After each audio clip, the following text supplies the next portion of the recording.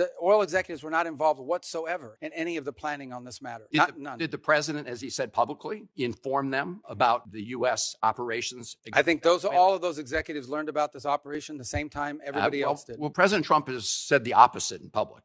Senator Van Hollen slammed Secretary Marco Rubio over allegations that President Trump used the presidency to enrich himself and his allies.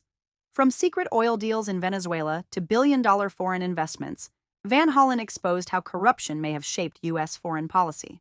Military decisions, foreign interventions, and sensitive technology appeared entangled with personal profit.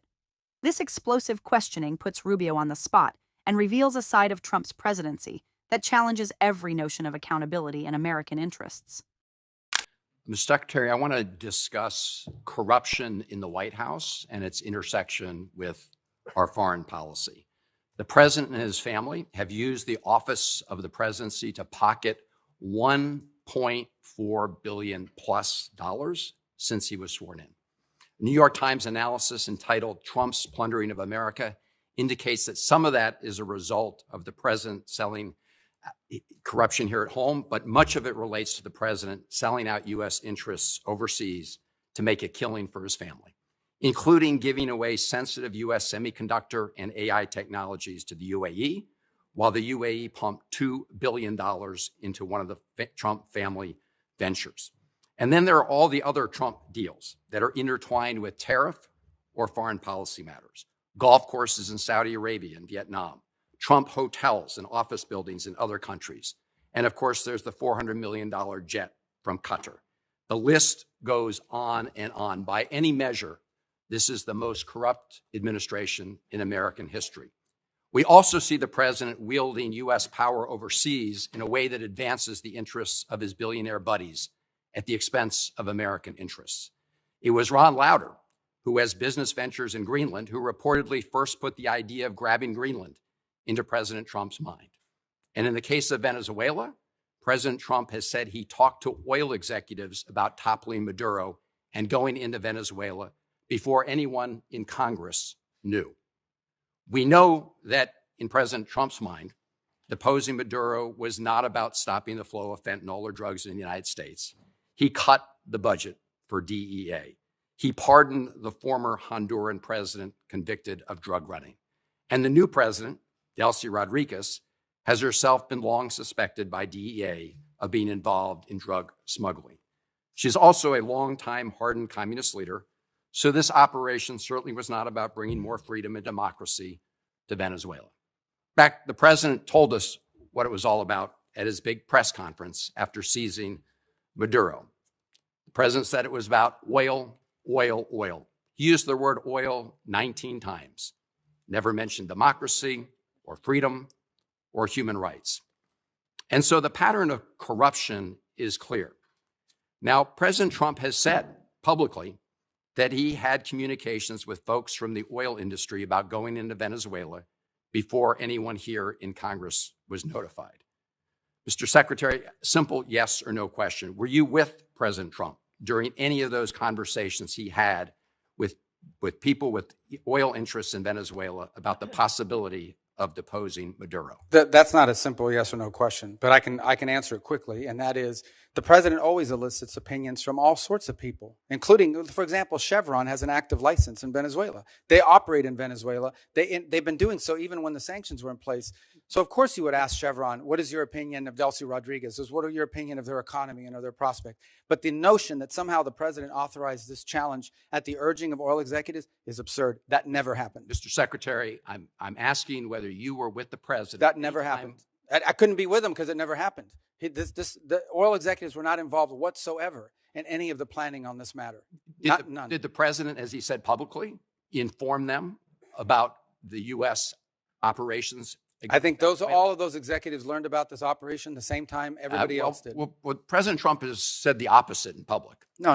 Yes, he has. I mean, he said it. I think it was aboard Air Force One on an airplane. It's on public record. You can take a look. Look, Paul Singer, who you know, gave $8 million toward Trump's 2024 campaign. Conveniently, through his hedge fund, he's acquired Citgo out of bankruptcy, which is suddenly very, very valuable. Did you or President Trump have any communications with Paul Singer about Venezuelan oil in the months leading up to the military action in Venezuela? I can tell you I did not, and I would be very surprised what the president did in that regard. And in fact, that Singer position that you've outlined, which is not just him but other creditors, was actually was blocked. We don't want to see. It's one of the reasons why we had to do this account in a third country in the interim, is because we don't want it to be something that's picked apart by creditors. I appreciate that, and we'll monitor it carefully. There's also Vitol. They've been given a license for Venezuelan oil worth about $250 million. Vitol's senior partner, John Addison, gave $6 million to the Trump-aligned PACs in the last cycle.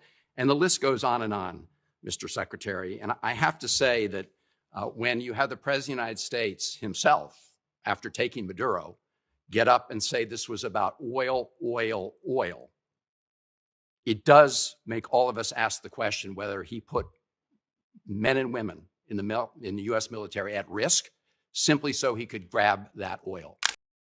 Senator Van Hollen's questioning painted a troubling picture of how personal profit, foreign policy, and national security may have been dangerously intertwined. He did not focus on isolated incidents. He described a broad pattern in which the president and his family allegedly used the power of the presidency to generate massive personal wealth while shaping U.S. foreign policy in ways that directly benefited their financial interests. The senator laid out examples that go far beyond normal ethical gray areas. From billions flowing into Trump-connected ventures overseas to sensitive U.S. technology being shared with foreign governments that later invested heavily in Trump family businesses, the message was that American policy decisions were not happening in a vacuum. They were happening in an environment where money, access, and influence were deeply entangled. Van Hollen also connected this pattern to specific foreign policy actions. He pointed to business interests in places like Saudi Arabia, Vietnam, and Qatar, and raised serious concerns about how those relationships overlapped with tariffs, military cooperation, and diplomatic pressure. The mention of the $400 million jet from Qatar symbolized how blurred the line had become between personal benefit and official U.S. relationships.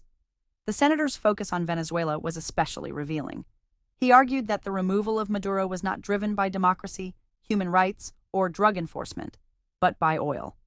He cited the president's own words at a press conference where oil was mentioned repeatedly, while freedom and democracy were barely addressed. That framing matters because it suggests that military and diplomatic risks may have been taken primarily to secure economic gains rather than to advance core American values. Van Hollen also challenged the idea that this operation was about fighting drugs. He pointed to cuts to the DEA budget, pardons of convicted drug traffickers, and the continued presence of figures suspected of involvement in drug smuggling. Those facts undercut the administration's claim that national security and narcotics enforcement were the true motivations. The back and forth over oil executives was central to the exchange. The senator pressed Rubio on whether oil industry figures were consulted or informed before Congress. Rubio denied that oil executives played a role in planning. But Van Hollen pointed to the president's own public statements suggesting otherwise. That contradiction is significant. When a president says one thing publicly and top officials say something else under oath, it raises questions about who is telling the full story. The mention of major donors and hedge fund figures added another layer. Van Hollen highlighted how individuals who gave millions to Trump-aligned political efforts stood to benefit from changes in Venezuela's oil and financial landscape. Even if no direct coordination is proven, the overlap between political donations, foreign policy shifts, and financial upside creates the appearance of a system where access and money can shape outcomes. What makes this exchange especially serious is the human cost. Van Hollen made clear that U.S. troops were placed at risk. When military force is used, the stakes are life and death. If those decisions are influenced by private profit, that is not just an ethical problem. It becomes a moral and constitutional crisis. The broader issue raised here is trust. Foreign policy requires the American people to trust that decisions are made for the country, not for a family business. When foreign governments, corporations, and political donors appear to gain from U.S. military and diplomatic actions, that trust erodes. This testimony highlighted how difficult it becomes for Congress to perform real oversight when financial interests are layered on top of national security decisions. It also showed how vulnerable U.S. institutions can be when personal enrichment and public power are allowed to mix. Van Hollen's questioning was not just about Venezuela or oil. It was about whether the presidency itself was turned into a tool for profit. It raised the possibility that American foreign policy was shaped not by strategy, alliances, or democratic values, but by who stood to make money.